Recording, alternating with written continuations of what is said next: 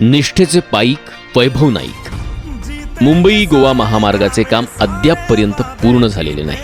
रायगड रत्नागिरीत देखील महामार्गाचे काम अपूर्ण आहे.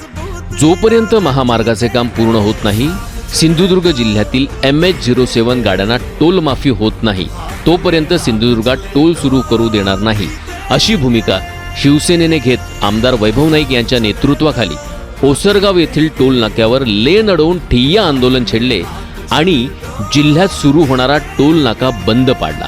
त्यामुळे सिंधुदुर्गवासियांना दिलासा मिळाला आणि प्रशासनाचं टोलवा टोलवीचं काम याला पूर्णविराम मिळून थांबलं. खऱ्या अर्थाने या केंद्र शासनाच्या कालावधीमध्ये हा जो हायवे झाला, त्या हायवेच्या ठेकेदारांनी कशी मनमानी केली आणि त्याला कोणाचा पाठिंबा होता हे सगळ्या जनतेला माहिती आहे. आम्ही जोपर्यंत सिंधुदुर्ग जिल्ह्याचा टोल माफी मिळणार नाही तोपर्यंत टोल सुरू करू देणार नाही, हा शिवसेनेचा इशारा आहे. निष्ठेचे खरे पाईक आपले वैभव